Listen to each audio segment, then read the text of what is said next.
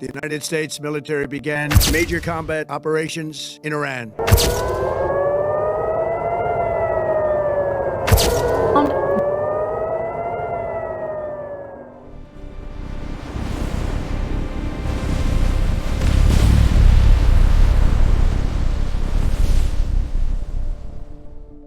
In early 2026, the United States and Israel launched a major military strike on Iran, striking targets inside Iranian territory in what the U.S. called Operation Epic Fury.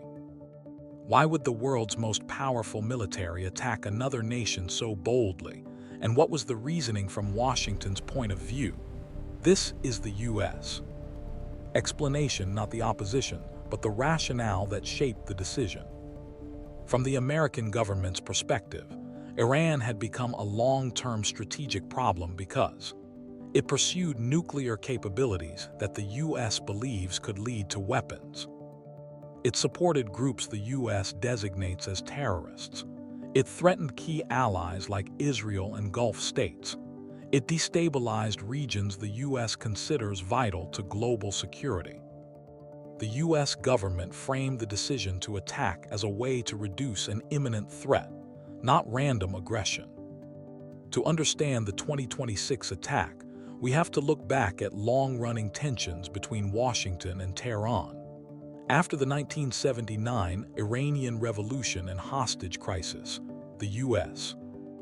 cut diplomatic ties with Iran and relations stayed hostile. In 2015, the Iran nuclear deal, JCPOA, temporarily limited Iran's nuclear program, but the U.S. withdrew in 2018, reinstating sanctions. Over the years, the U.S. and Iran clashed indirectly.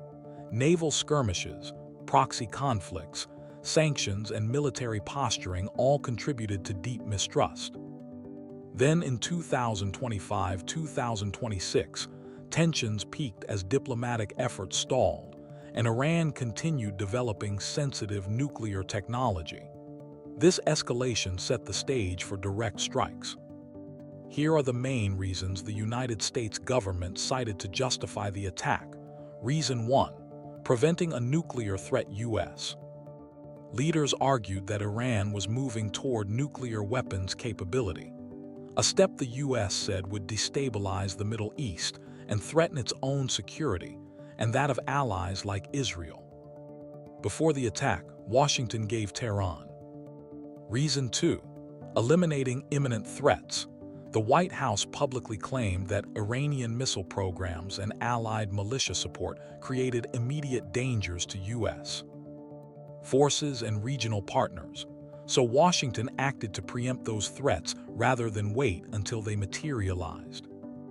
Reason 3. Protecting allies, especially Israel. Iran and the U.S. back opposite sides in many conflicts. From the U.S.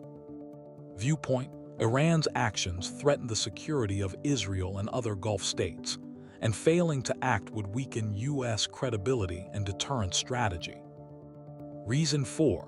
Regional stability and energy security. The Strait of Hormuz, a vital oil transit point, could be blocked during a wider conflict, causing global economic turmoil. The U.S. saw strikes as a way to ensure freedom of navigation and keep energy markets stable. Context inferred from regional security goals and Iran's position on Gulf shipping. Reason 5. Demonstrating resolve. From Washington's perspective, failure to act repeatedly in the face of threats would embolden rivals, not just Iran, but other nations watching U.S. responses worldwide.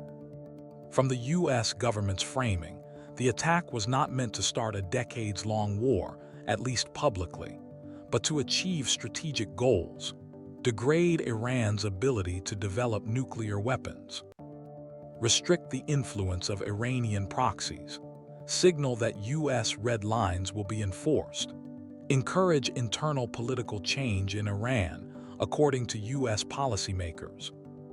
However, the aftermath could include greater regional instability, retaliatory strikes against U.S. forces, higher oil prices, and global economic impact. possible expansion of the conflict if more nations get involved. This part explores how the U.S. hopes the strategy will play out and where the risks remain highest. So why did the United States attack Iran? From the U.S. perspective, the answer given was to stop a nuclear threat, to protect allies, to deter future aggression, and to send a clear message that threats against American security would not go unanswered. But in geopolitics, intentions matter, and consequences matter even more. Peace may be the stated goal, but strategy often carries a price that no government can fully predict. What do you think? Was it necessary or too risky?